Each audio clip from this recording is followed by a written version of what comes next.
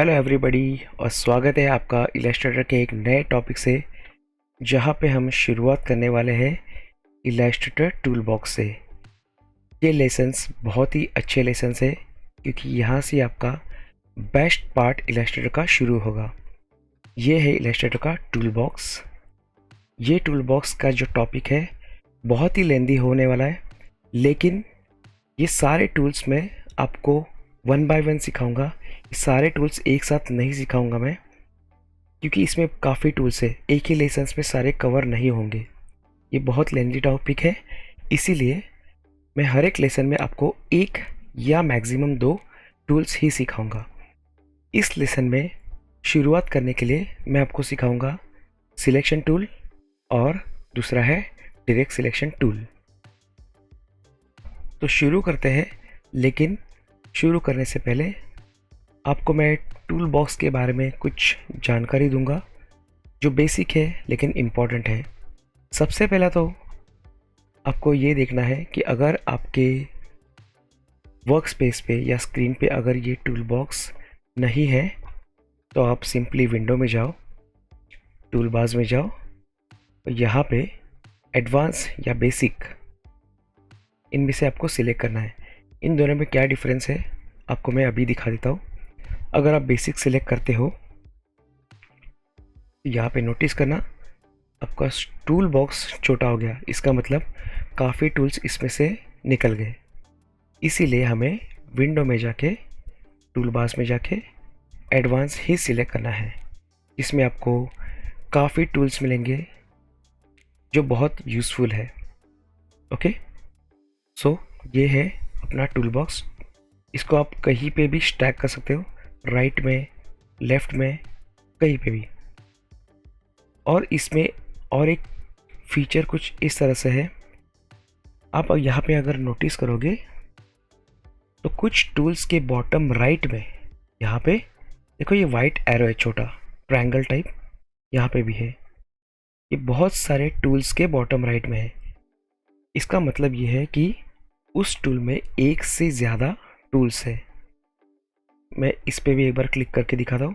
Mouse को आपको click करके होल्ड रखना है, इसके बाद आपको वो ऑप्शंस मिलेंगे। तो जहाँ पे भी आपको ये अगर स्मॉल ट्रायंगल दिखाई दे रहा हो, इसका मतलब ये है कि उस पर्टिकुलर टूल में एक से ज़्यादा टूल्स अवेलेबल है। तो वो बात याद रखना। अगेन ये टूल बॉक्स जो है, अगर आप यहाँ पे ऐसे स्टैक कर सकते हो। स्टैक करने के बाद यहाँ पे कुछ यहाँ पे भी एरो है, नोटिस करो यहाँ पे एरो है। अगर उसको आप क्लिक करते हो तो ये टूल बॉक्स आपका ऐसे वन लाइन में आ जाएगा, वन कॉलम में। मैं प्रीफर करता हूँ इसको टू कॉलम में रखने के लिए, ताकि सारे टूल्स मुझे साइड बाय साइड दिखे। तो ये आपके चॉइस के ऊपर है कि आपको इसको कैसे रखना है। तो गैस चलो शुरू करते हैं। इलस्ट्रेटर का सबसे फर्स्ट टूल वो है सिलेक्शन टूल। टूल बहुत ही सिंपल है। इस टूल को एक्सप्लेन करने के लिए मैंने ऑलरेडी यहाँ पे कुछ ऑब्जेक्ट्स रखे हैं। सिलेक्शन टूल, उसका मीनिंग है सिलेक्ट करना। आप सिंपली इन सारे ऑब्जेक्ट्स को अगर सिलेक्ट करना है तो माउस से ड्रैग करो और माउस से रिलीज़ करो, ये सारे ऑब्जेक्ट्स आपके सिलेक्ट हो गए। ओके, तो ये है सिलेक्शन टूल। लेकिन अगर आपको कुछ पर्टिकुलर ऑब्जेक्ट्स ही सिलेक्ट करने हैं, जैसे कि ये एक ब्लैक है, ये एक ब्लू, ये ग्रीन, तो आपको कीबोर्ड पे शिफ्ट होल्ड करके रखना है। ओके, जैसे कि मैंने इस ब्लैक ऑब्जेक्ट को अगर मैंने सिलेक्ट किया, इसके बाद मैं शिफ्ट होल्ड करूँगा, इस ब्लू ऑब्जेक्ट को सिलेक्ट करूँगा, फिर इस ग्रीन ऑब्जेक्ट को सिलेक्ट करूँगा। आपको और भी सिलेक्शन करना है तो आप कर सकते हो, लेकिन फ़िलहाल मुझे ये तीन ही सिलेक्ट करने हैं और ये कुछ इस तरह से है। तो आपको अगर मल्टीपल ऑब्जेक्ट सिलेक्ट करने हैं तो आपको कीबोर्ड पे शिफ्ट होल्ड करना ज़रूरी है। शिफ्ट होल्ड करो, फिर ऑब्जेक्ट्स को सिलेक्ट करो। ओके, फिर उसको मूव करो या डिलीट करो, आपके रिक्वायरमेंट के ऊपर है। आप सिंपली अगर कीबोर्ड पे कंट्रोल ए भी करोगे तो आप सारे ऑब्जेक्ट्स को एक साथ सिलेक्ट कर सकते हो। ओके, तो ये था सिलेक्शन टूल। फिर हम लोग जंप करते हैं डायरेक्ट सिलेक्शन टूल पे, जिसका शॉर्टकट है ए। डायरेक्ट सिलेक्शन टूल बहुत ही सिंपल है। इसके पहले इन सारे ऑब्जेक्ट्स को मैं ग्रुप करता हूँ। ग्रुप करने के बाद मैं डायरेक्ट सिलेक्शन टूल ले रहा हूँ। अभी यहाँ पे ध्यान से देखना, मैं किसी एक ऑब्जेक्ट को, फॉर एग्जांपल ये ग्रीन, इसको यहाँ पे मूव कर रहा हूँ। फिर इस ब्लू को थोड़ा मूव किया और इस ब्लैक को मूव किया। अभी सिलेक्शन टूल में फिर से एक बार सिलेक्ट कर रहा हूँ और किसी एक ऑब्जेक्ट को होल्ड करके मैं सारे मूव कर रहा हूँ। तो देखो गाइस, जो ऑब्जेक्ट्स मूव हुए थे वो भी अभी भी ग्रुप में ही है। इसीलिए ऑब्जेक्ट्स को अगर साथ में रखना है तो ग्रुप में रखना और उसके बाद डायरेक्ट सिलेक्शन टूल यूज़ करना। डायरेक्ट सिलेक्शन टूल से आप ऑब्जेक्ट्स को इजीली मूव कर सकते हो, लेकिन ध्यान में रखना कि वो सारे पहले एक ही ग्रुप में हो। तो ये है इसका एडवांटेज। आपको मैं और एक छोटा एग्जांपल देता हूँ। इन सबको मैं अनग्रुप करता हूँ। मैं सिर्फ ग्रीन को ग्रुप कर देता हूँ। इसके बाद मैं डायरेक्ट सिलेक्शन टूल ले रहा हूँ। मैं किसी एक ग्रीन ऑब्जेक्ट को ऐसे मूव करता हूँ और ये दूसरे को। मैं फिर से सिलेक्शन टूल सिलेक्ट किया है। अभी यहाँ पे देखो, ये सारे ऑब्जेक्ट्स ग्रुप्ड है, लेकिन इंटरनली हम लोग ने डायरेक्ट सिलेक्शन टूल के हेल्प से उन ऑब्जेक्ट्स को मूव किए हैं। ऐसे मतलब रहेंगे वो एक ही ग्रुप में, बट आप उनको मॉडिफाई कर सकते हो। तो ये है डायरेक्ट सिलेक्शन टूल का एडवांटेज। इसके बाद अपने पास और एक बहुत अच्छा टूल है जो है ग्रुप सिलेक्शन टूल। इसका मीनिंग बहुत सिंपल है। अगर आपके पास कोई ग्रुप है, जैसे कि ये, ओके, अभी ये तो सिर्फ 4 ऑब्जेक्ट्स है। मान लो कि आपके स्क्रीन पे 4 नहीं 40 ऑब्जेक्ट्स है या 400 ऑब्जेक्ट्स है। तो आपको अगर ये जानना है कि ये पर्टिकुलर ऑब्जेक्ट अगर किस ग्रुप से रिलेटेड है, तो आपको ग्रुप सिलेक्शन टूल ये बेस्ट टूल है। जैसे कि मैं यहाँ पे देखो, ये 4 ऑब्जेक्ट्स जो है ग्रीन के, वो एक ही ग्रुप के करंटली। मैं किसी एक ऑब्जेक्ट को सिलेक्ट कर रहा हूँ। इसके बाद मैं इसी को फिर से एक बार क्लिक करता हूँ, तो बाकी के जो ऑब्जेक्ट्स थे जो ग्रीन, वो भी सिलेक्ट हो गए। क्यों? क्योंकि वो एक ही ग्रुप के थे। ये देखो, ऐसे हम लोग और एक दूसरा एग्जांपल लेते हैं, जिसमें हम लोग ग्रीन के सारे ऑब्जेक्ट्स प्लस एक ब्लैक और एक ब्लू, इतने ऑब्जेक्ट्स हम लोग ग्रुप करके रखते हैं। ग्रुप के लिए शॉर्टकट है Ctrl+G, अनग्रुप के लिए शॉर्टकट है Ctrl+Shift+G। तो ये अपना ग्रुप है। हम लोग अभी यूज़ करेंगे group selection tool. Group selection tool के लिए अभी यहाँ पे देखो, मैं इसको क्लिक कर रहा हूँ, फिर से इसी को एक बार क्लिक कर रहा हूँ, तो जो अपने साथ ग्रुप में थे वो सारे सिलेक्ट हो गए। ये बाकी के ऑब्जेक्ट्स जो है वो इंडिविजुअल ऑब्जेक्ट्स है। अगर आप इसको सिलेक्ट करते हो, फिर से एक बार इसी पे क्लिक करते हो, तो और कोई ऑब्जेक्ट सिलेक्ट नहीं होगा, क्योंकि ये बेसिकली सारे इंडिविजुअल ऑब्जेक्ट्स है।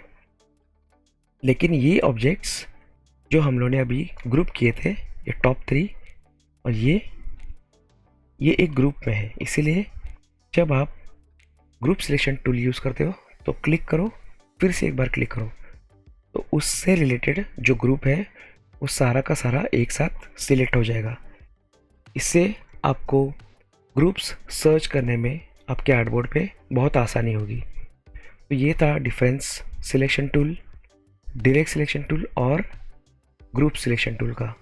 इन टूल्स को बहुत अच्छी तरीके से यूज़ करो, आपका काम बहुत फास्ट होगा। इसके अलावा इन टूल्स के कुछ और भी अलग फीचर्स हैं, वो आपको मैं दिखा देता हूँ। हम लोगों ने यहाँ पे स्क्वायर लिया है। ऑब्वियसली इसको 4 साइड्स है, लेकिन यहाँ पे अगर आप थोड़ा सा जूम करके देखोगे तो हर एक कॉर्नर पे आपको एक सर्कल दिखेगा। ओके, ये है सर्कल। अगर हम इस सर्कल, किसी एक सर्कल को आप सिलेक्शन टूल से, जो अपना फर्स्ट टूल है, उससे अगर ड्रैग करोगे तो देखो गाइस, ये स्मूथनेस आ गया है, ऑब्जेक्ट को उसने स्मूथ कर दिया है।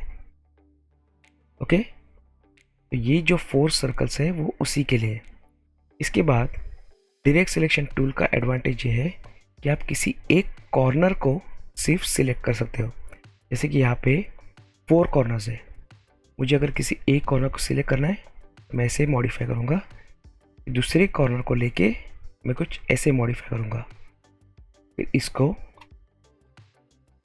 ऐसे और ये ऐसे।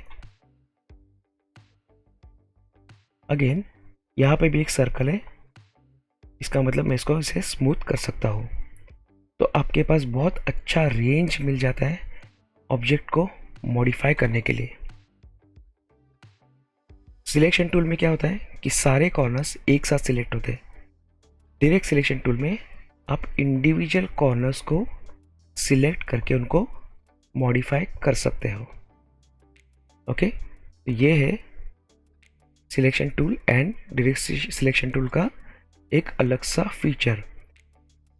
आपके जानकारी के लिए मैं एक बता दूं कि ये जो ऑप्शन आपको मैंने अभी बताया, जो ये सर्कल्स का जो स्मूथनेस है, जो मैंने डायरेक्टली यहाँ से किया, अगर आपके इलस्ट्रेटर के सॉफ्टवेयर में नहीं है, हो सकता है आपका इलस्ट्रेटर का सॉफ्टवेयर जो वर्जन है वो बहुत पुराना हो, इसलिए ये ऑप्शंस आपके स्क्रीन पे, मतलब यहाँ पे नहीं दिखेंगे।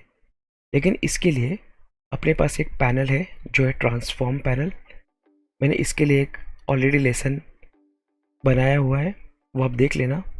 इस पैनल के बॉटम में यहाँ पे शो ऑप्शंस हमेशा करना है, तो ये जो एडिशनल ऑप्शंस नीचे कह रहे थे वो एक्टिवेट हो जाते हैं।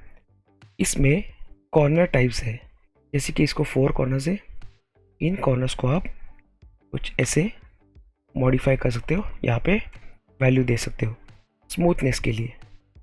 अगर ये जो बीच में एक लिंक है इसके, अगर उसको मैं ब्रेक करूँ तो आप हर एक कॉर्नर को मैन्युअली अलग अलग वैल्यू से मॉडिफाई कर सकते हो। और इसको दे रहा हूँ मैं 200। तो यहाँ पे देखो, इसके 4 कॉर्नर्स डिफरेंट वैल्यूज़ के साथ मॉडिफाई हो गए।